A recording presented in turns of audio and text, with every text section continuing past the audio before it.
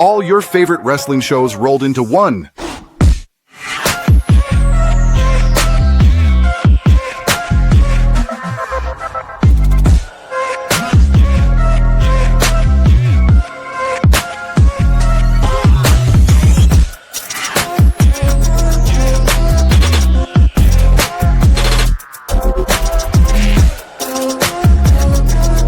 Welcome to the WeBook It podcast. Let's start the show.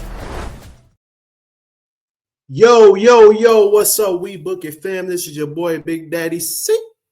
Coming at you with the All Elite Recap show this week, where we cover all things AEW Dynamite related. This is a pretty big action-packed show for you.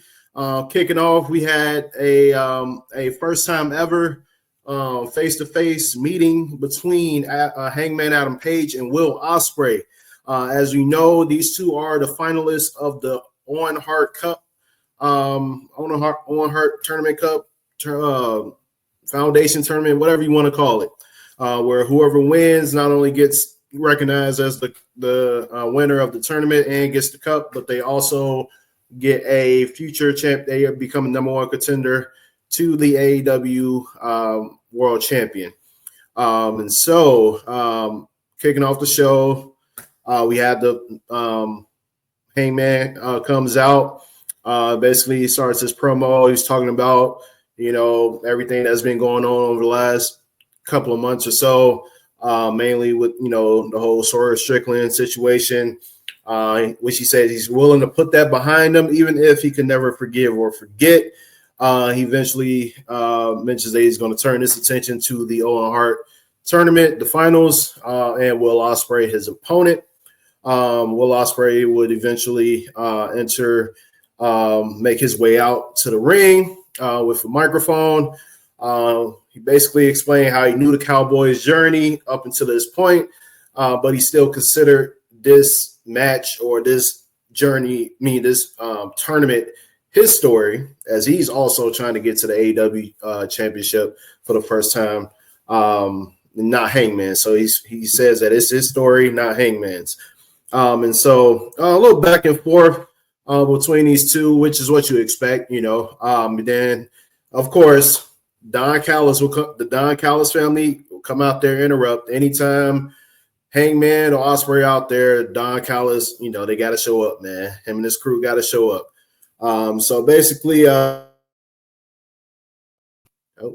Sorry about that, technical difficulties. Laid out a challenge to Hangman and Ospreay, basically saying, "Hey, y'all two against any two guys from our group.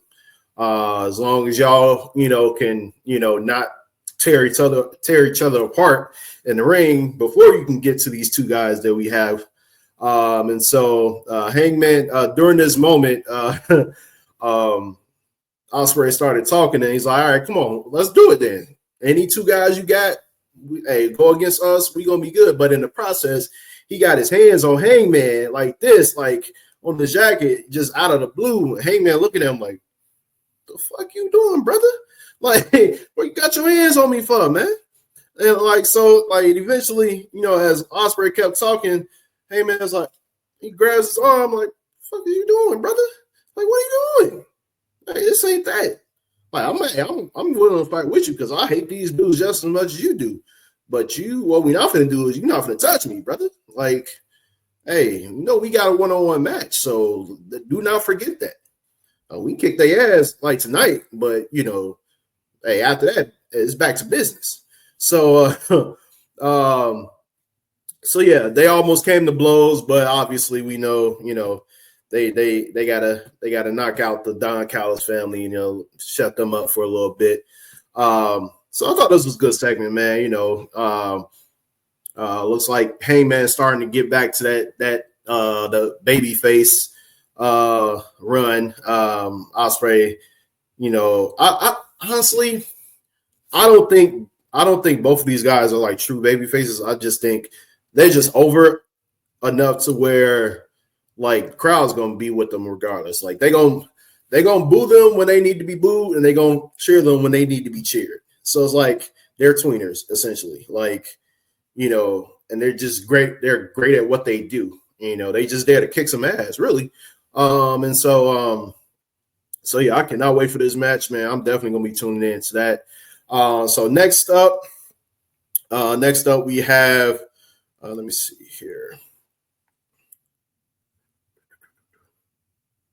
There was a segment where FTR and Stokely Hathaway, they came out there and started threatening Tony Schiavone, and was talking about that whole situation with Danny Garcia, who challenged them on a Collision, and so yeah, that's basically what went down in that situation there. Next up, we had a championship eliminator match, which was Fatal 4-Way between Toni Storm, Thunder Rosa, Penelope Ford, and Anna Jay. Whoever won that match would get a future championship match against Toni Storm for the AEW Women's Championship. So this match was legit. I think it was one of the best matches on the card, honestly. Super competitive, back and forth. Reversals, hard hit, like Toni Storm's doing what she do best. And Thunder Rosa, same thing. And, Penelope Ford and Anna Jay were also doing their thing. And just figure I mentioned it's a lot of ass in the ring. I was just watching that. I was actually, funny enough, I happened to be working out at Planet Fitness when this match was on. And yeah, it was amazing. It was amazing. But no seriousness. This match was pretty good up until Megan Bayne, another baddie herself, ass everywhere. She decided, I'm going to arrive and I'm going to lay waste to everybody in the ring, which she did up until Harley Cameron came out for the save. She ran out with a steel pipe, but didn't use it until after she got Megan Bayne out of the ring. I'm like, you run out with a steel pipe, you might want to use it against this superhuman of a woman. So eventually she ended up using it outside the ring and ran off to the back. And so with Bayne out of the way, Toni Storm took advantage, took Anna Jay and locked Penelope Ford in a chicken wing. She took out Anna Jay and then locked up Penelope Ford in a chicken wing for the submission. So Toni Storm wins the match. So she, at this moment, she does not have a challenger, but I honestly feel like it's going to be Megan Bayne yet again. So we'll see what happens at that. We'll see what happens later on in the coming weeks, who our challenger will be. And so next up we had, let's see here. There was a cool moment after the match. Thunder Rosa and Toni Storm, who we know had, some history being a tag team, and had their little special handshake and hug after the match. So that was pretty cool. Next up, we had MVP, the Hurt Syndicate. They're out in the ring calling out for another tag team to step up to the Hurt Syndicate.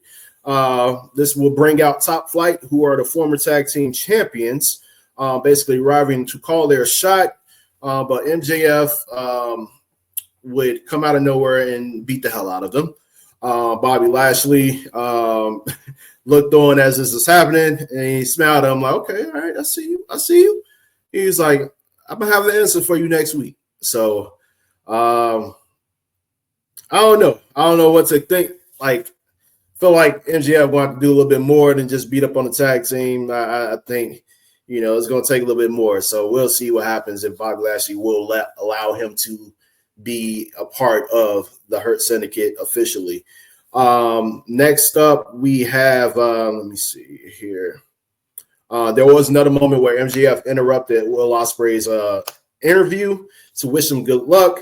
Ospreay warned MJF that he did not want to revisit this feud. There was some, trading barbs and all this other stuff. MJF was talking about how I want you to win an AEW championship so I can take it from you and it'd be easy. And Will Ospreay's like, you don't remember when I dropped you on your fucking head in Wembley. Like, you do not want these problems again, sir. You don't want it. And so yeah, that was how that ended. I wouldn't mind seeing that match over again either, man. Hey, Will Ospreay against anybody, I feel like it's money. It's just money. That dude is one of the best in the game right now. So anybody he in the ring with, I think is going to be top notch, especially MJF. So after this, there was another segment. Don Callis family challenged the Outrunners to find some partners and fight the full force of the Hill stable. And so that's pretty much how that segment happened. The backstage interviewer, Alicia Tout, tried to get an early answer from Lashley. But Bob Lashley was like, I'm gonna stay silent on this. We'll let you know when we let you know. So that's how that segment ended. Next up, we had the ROH TV Championship between Nick Wayne and a mystery opponent who happened to be someone that of Christian Cage's past. And who better than Mr. Rhino himself? Rhino, an ECW legend, also, in WWE. He came out there, surprise challenger, crowd was popping a little bit. Rhino fought hard, he's a super heavyweight, so he hit all his signature moves and all that other shit. And Nick Wayne, man, he took advantage, man. He ended up putting down Rhino with the kill switch, a little nod to Christian Cage, his finisher. And so there's still some animosity growing between Wayne and Christian Cage because, after the match, he wouldn't give him his title, but he's like, all right, I'm going to put the title around your waist again. That's what he did. And then he snatched the title back. And then he's like, man, give me my title back. And so he's like, all right, here. And then he dropped the title and then walked the fuck off. Only like Christian Cage will. He is the prototypical asshole. And he's playing his role to a T. I love this Christian. I love it. This is the energy I want to live by every day, but I can't because I have to care about things in life, especially jobs and shit like that. But yeah, man, I'm curious to see what happens. I honestly think Nick Wayne will turn face at some point because he's gonna get tired of Christian Cage's bullshit. So we'll see what happens down the line. And so it looks like he's up for a match in the Best of the Super Juniors tournament. Didn't know that was a thing until now. So yeah, hopefully good luck to him in that match, in that tournament. Let's see here. Tony Schiavone received a note early on in the night. That was to announce the mystery opponent for someone of Christian Cage's past. And so next up we had Swerve Strickland, Mike Bailey, Mark Briscoe versus the Young Bucks and Ricochet. We know after that crazy 8-man tag match from last week, man, they had to give us another type of match like this. So this match delivered. Also, I believe I watched this match as well while I was at the gym. There was a lot of chaos in this match, man. They super kicks galore, of course, from the Young Bucks, the EVPs. This Swerve Strickland doing this thing, Mark Briscoe doing everything that you expect from these 6 guys. They delivered. They did what they had to do. But eventually, Matt of the Young Bucks will catch Swerve, returning into the ring with a stack up pin for the 3, basically getting a steal the win there. And then they were outside at the stage. So, oh my God, this is the winning formula. Oh my God. I was like, you fucking marks. I'm like, they're some assholes, but they funny. So I'll fucks with them.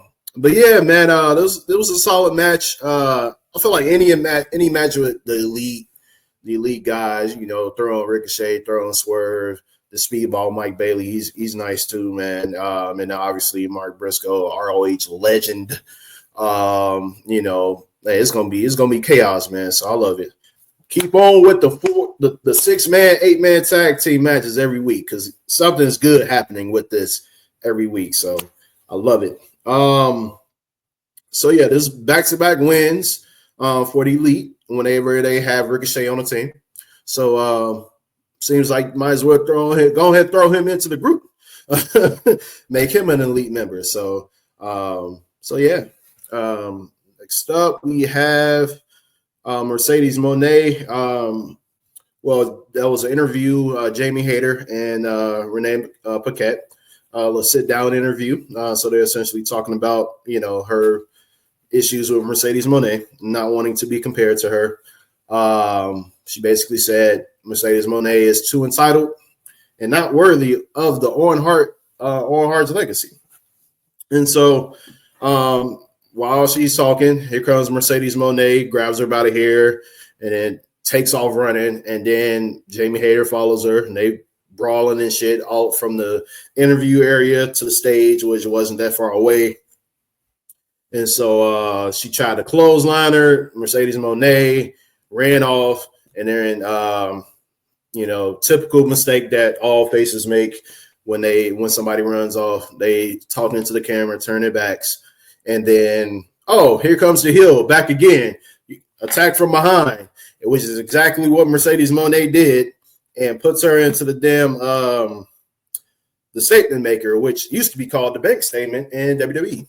Made her, choked her out with that maneuver, and till security or whatever came, broke it off. They will be facing off at Double or Nothing for the TBS Championship. So this rivalry is doing pretty solid. So can't wait to see what happens at Double or Nothing. Next up, we had a backstage segment between with Chris Statlander and Willow Nightingale. She was trying to apologize to her yet again for all of the for turning her back on her about a year or so ago, maybe more than a year ago. Nightingale was trying to, I believe she was trying to get at the TBS Championship or the AEW Women's Championship, and Chris Statlander cost her that match. But Willow challenged her to a fight on Collision. She's like, I'm like, ain't nothing for us to talk about, but if you trying to fight in the ring, like, let's do this on Collision on Thursday. Got to check and see what happens with what happened to that match later on. Next up, we had another championship eliminator match. We had Okada versus Kevin Knight. Kevin Knight was attacked prior to this match by let me see here. Who was it? Rush attacked Kevin Knight during the entrance, was choking him out until Mike Bailey came out to make the save. Knight still wanted to compete, which he did. He fought hard, fought valiantly throughout the match, but eventually Okada caught him with a drop kick and a rainmaker for the win. After the match, Okada laid out Knight with a pair of rainmakers. Mike Bailey would make the save yet again to avoid future damage on Kevin Knight. That's how that match ended. And then we'll see who who Okada's next true challenger will be. Looks like it might end up being a Speedball. That would be a great match to see. Next up, I believe, we had Samoa Joe versus Claudio Castagnoli, which was the main event of the night. We know, man, we know what Samoa Joe does in the ring. We know what Claudio Castagnoli does in the ring. Boy, they hard-hitting submission guys. Man, they just do what they do, man. But Samoa Joe, he took advantage. Locked in that Samoa submission, locked in that Kakita clutch. Good night, Irene. Claudio taps out. Death Riders would head to the ring after the match, but Powerhouse Hobbs will come out with a steel chair for the save. John Moxley looked on. He stopped and looked on as Joe and Hobbs laid out Claudio Castagnoli with the chair. Joe still got it, Samoa Joe, he's still that dude, man. I don't care what nobody say. He's 46 years old. He's still doing his thing, man. I still wish he had, man. If he was at the weight that he was in TNA, like his younger prime years, the X Division, Samoa Joe, bro, that man would be the GOAT right now. That man would be the GOAT right now if he was his weight in the X Division, bro. Man, y'all don't understand, bro. Samoa Joe was that dude in TNA, 6 sides of the ring, X Division, Samoa Joe.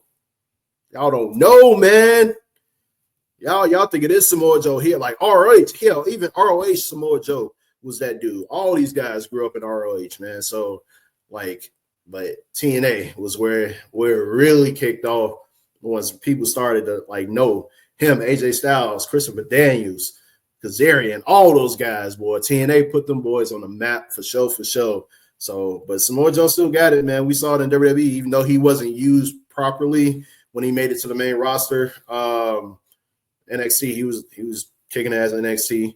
But yeah, that's how this ended for the night. Of course, we know Samoa Joe's going against John Moxley for the AEW Championship. I believe it's next week at the special AEW show that they got coming up next week. So Beach Break, that's the name of it, Beach Break. So that will be a highly anticipated match. So I'm excited for that one as well. Obviously, I will be giving my thoughts on that show next week. So this has been your AEW, your All Elite recap show for the week, breaking down everything that took place on AEW Dynamite. Thanks for always going to be tuning into this episode when it gets uploaded to YouTube. We appreciate all the followers of the pod. Like I said, we do our main Sunday pod where we cover everything throughout wrestling. We got Raw Dog Monday on Monday nights where we recap what went down on Monday Night Raw. Mike just started the new show, Who's Next, NXT or something like that. I forgot. Who's Next? Let me see. Let me go back. I had it pulled up.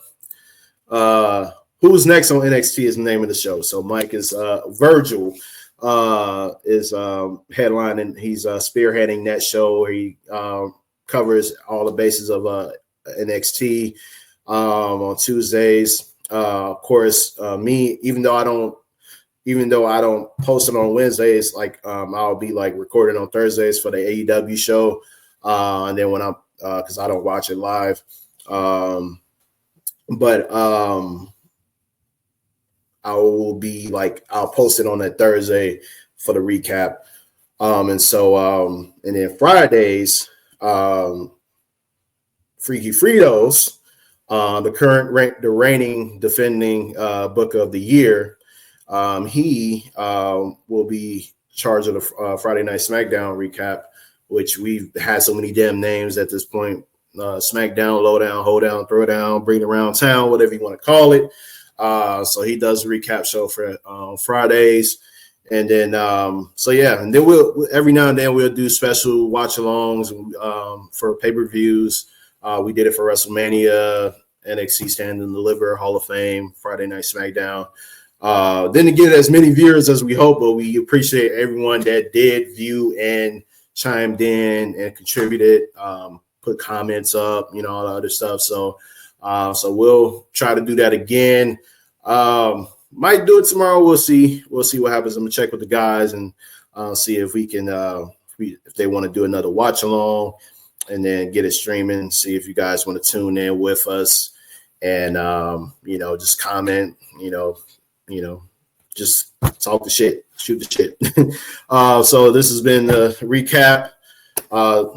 Catch you guys on, tonight. Yeah, Fritos should be recording tonight. I might hop on with him too for the SmackDown recap. Be looking forward to that.